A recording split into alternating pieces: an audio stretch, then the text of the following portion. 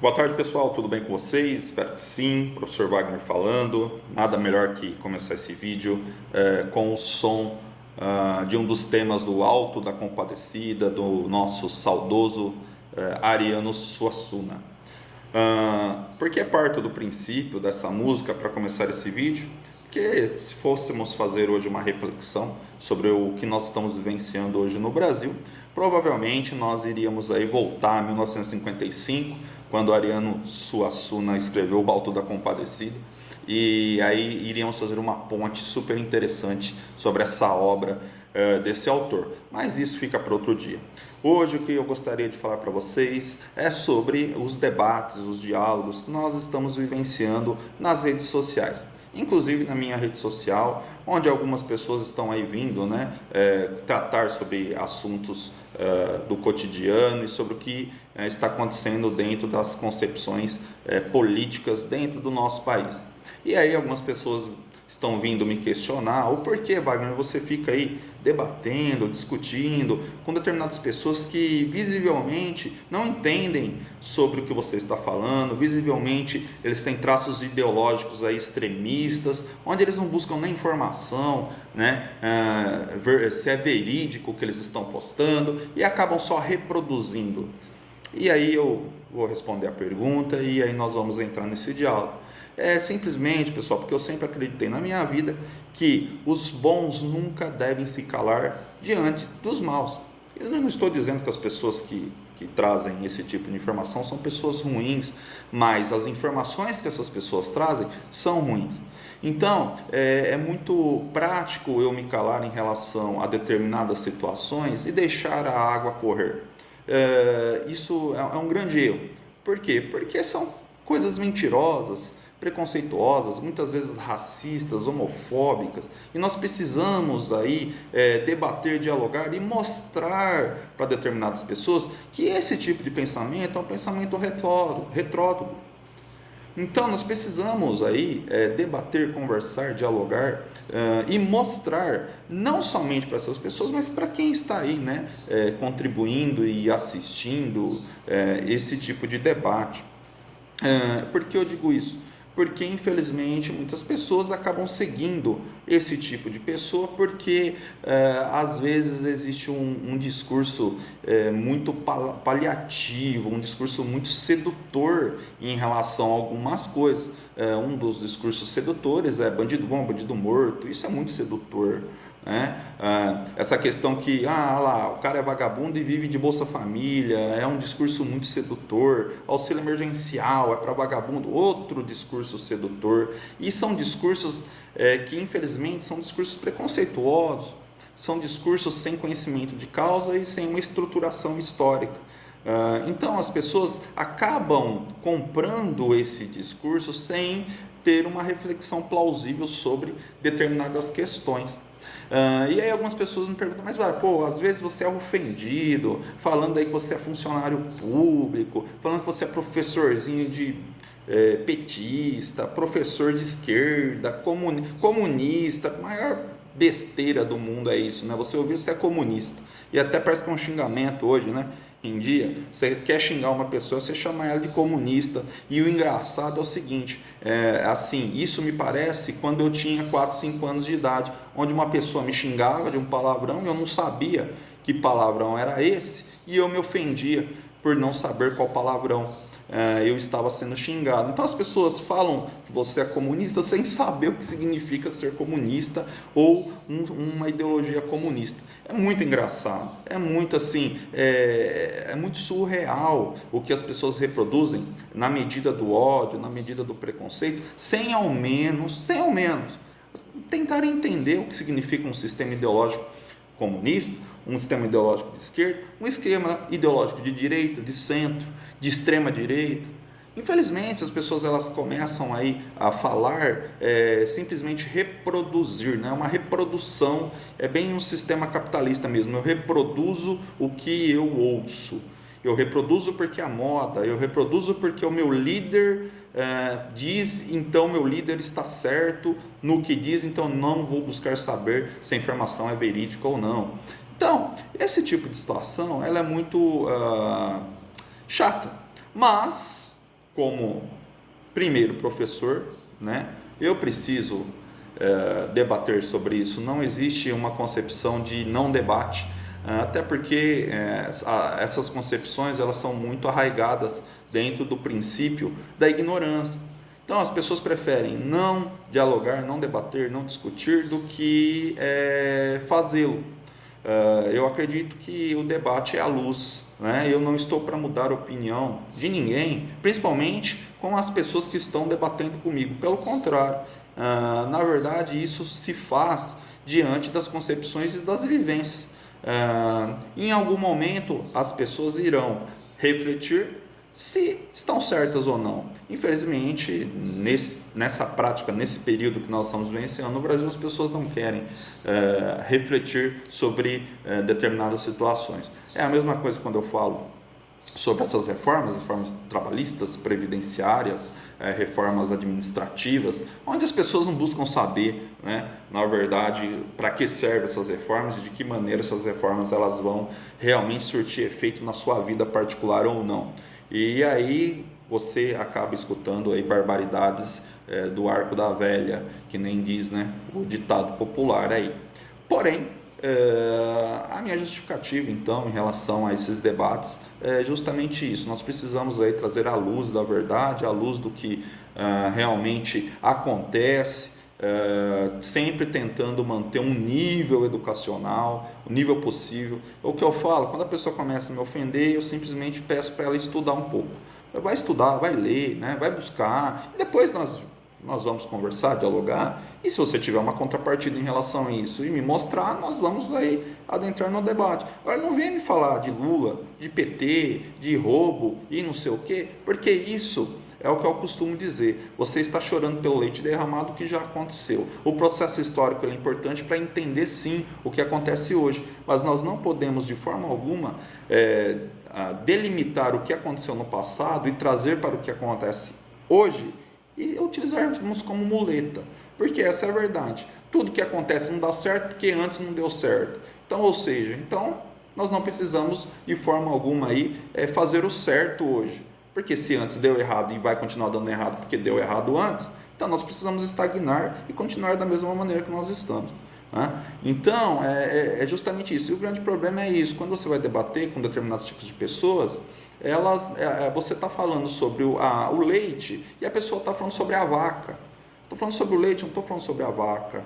O leite é o agora, é o que está acontecendo agora. A vaca é antes, não é agora. Então, a pessoa não tem argumento e ela começa a utilizar, mas é porque é o Lula, porque é o PT, é porque... E aí entra toda uma estrutura ideológica, partidária, que se você for parar para avaliar e analisar, não foi só Lula, não foi só PT, foi toda uma camada política, foi toda uma estrutura política envolvida, e aí colocam-se culpas simplesmente em um ou dois indivíduos. É igual o caso do Bolsonaro. Eu não coloco a culpa somente no Bolsonaro. O Bolsonaro é o grande culpado, mas ele não é o único, né? Então as pessoas não entendem isso. Eu acredito que o Dória tenha muita culpa, eu acredito que o Bolsonaro seja realmente muito culpado, mas existe toda uma estrutura por trás. Então nós precisamos entender isso. Agora, hoje, quem está no governo? É o Bolsonaro, não é mais o PT, não é mais o Lula, não é mais a Dilma. Então eu preciso cobrar de quem está no poder, porque quem não está, para mim, pouco me importa. O que eu tenho, o que eu quero com o Lula? Não tenho nada com o Lula. O Lula, se ele for preso, ele tem que ser preso. Se ele cometeu os crimes, ele tem que ser preso e ele que vá, né, contribuir lá na prisão onde ele deva ir se ele for condenado. Acabou. Ele não faz mais parte desse processo. Quem faz parte desse processo agora é o Bolsonaro. Então a crítica tem que ser em cima de quem faz parte do processo. É o Dória. Então nós precisamos a partir deste princípio. É o Adalto Ogimatão. Então nós precisamos partir desse princípio. Esquecer o que aconteceu e não justificar os próximos erros por conta de erros anteriores. Simples, não precisa, né, ter muita inteligência para entender isso, mas as pessoas, infelizmente, que não têm argumentos, elas acabam aí, por si só, querendo jogar um ódio, né, uma mágoa, um ódio em cima de coisas que infelizmente não tem assim muito critério. Bom, mas para não ficar muito longo esse vídeo, pessoal, é isso então. Eu estou aí justificando os meus amigos. Nossa, muitas pessoas vêm me perguntar: nossa, como que você dá conta? Como que você aguenta? Como que você tem paciência? E não, gente, é bem tranquilo. Para mim é bem sossegado. Até porque é o que eu digo, o diálogo é a melhor forma possível de tentar estabelecer aí, né, o equilíbrio das coisas. Infelizmente, algumas pessoas elas não têm aí um estado emocional bom para debater, então aí vai ofender. Agora, quem ofende, quem perde a razão. Sempre vejo dessa forma. A única coisa que eu vou falar é para a pessoa estudar, procurar, né, se informar e tentar ver qual classe social ela se encontra, tentar entender quais são os direitos que ela perde, né? Até porque é o que eu costumo dizer, por ser funcionário público, os meus direitos acabaram por estar assim, vamos dizer, da mesma maneira, da mesma forma que era antes. Então eu acabo brigando por direitos que nem partem de mim, né? Eu fico brigando por direitos dos outros, de pessoas que vão perder seus direitos, estão perdendo seus direitos, e ainda as pessoas que vão perder ainda acabam aí querendo discutir, né, sobre outras relações. Então, pessoal, é isso. Quem quiser acompanhar lá pode acompanhar, né, tranquilamente. Não tenho raiva, não tenho ódio, não tenho nada de ninguém. Não me excluam, tá, bolsonaristas? Não precisam me excluir. Eu acho que uns 10 bolsonaristas já me excluíram, porque começam a debater e depois, né, acabam aí ficando nervosos. Não precisam ficar nervosos, né? Uma coisa é você ter um pensamento ideológico, outra coisa a pessoa é ser como ela é, sabe? Existem muitos bolsonaristas que são gente boa, sabe? Existem muitos petistas que são gente boa e por aí vai. Uma coisa não se configura a outra, certo? Uma coisa não se configura a outra, mas precisamos avaliar, né? Avaliar nossas perspectivas de vida, avaliar tudo que nos cerca e perceber quando nós estamos sendo enganados, quando nós não estamos sendo enganados, e procurar mais de uma fonte, procurar mais de um círculo social, né? E o mínimo, tentar buscar conhecimento para vir debater algo que você desconhece, né? É até engraçado porque muitas pessoas aí vêm me questionar sobre minha vida particular. Você ganha quanto? Quanto você está ganhando? O que você já fez na vida? Tentando me diminuir de alguma certa forma, de alguma certa maneira. Bom, é o que eu digo, a minha vida é um livro aberto, eu sou funcionário público, quem quiser saber quanto eu ganho, vai lá no portal Transparência de Matão, lá no site lá do portal Transparência do Estado de São Paulo, que sou professor de Educação Física do Estado de São Paulo, e pode procurar, não tem problema nenhum, gente, não tem problema nenhum. Em relação aí, o que eu já fiz, o que eu sou, às vezes eu vou debater questões da minha formação, por exemplo, e as pessoas infelizmente acham que você precisa aí ter um currículo para debater alguma coisa. Assim, felizmente ou infelizmente, eu acabo tendo o currículo para debater com certas pessoas. Só que as pessoas não sabem do currículo que eu tenho, né?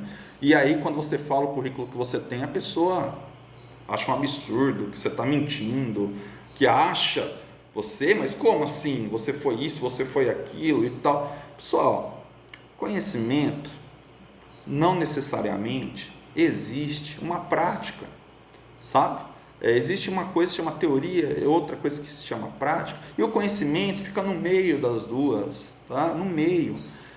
Agora, se eu vou debater alguma coisa, logicamente vou debater uma coisa que eu tenho conhecimento. Eu não sou muito aí de ficar debatendo coisas que eu não tenho conhecimento, cada um na sua área, né?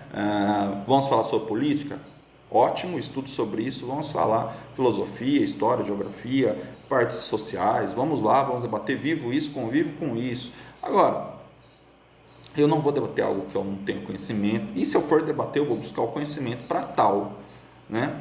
Mas, fica um abraço aí, quem ficou até o final, nossa, esse vídeo deve ter dado quase 20 minutos, e vamos continuar aí a debater. Bolsonaristas, e eu costumo carinhosamente, tá? Carinhosamente mesmo, chamar de meus minions de estimação. Vamos continuar aí os debates sem problema nenhum, com respeito, porque eu respeito vocês, né? Eu respeito, eu até gosto de vocês são minhas companhias, eu adoro dar risada com vocês, a opinião de vocês assim me diverte muito, mas muito mesmo. Só que dentro de um limite de educação, né, tal, esse negocinho aí de professor petista, não tem nada a ver. Tanto é que todo mundo sabe que eu fui contra o Adalto na eleição. Então, se eu fosse petista é igual corintiano, né?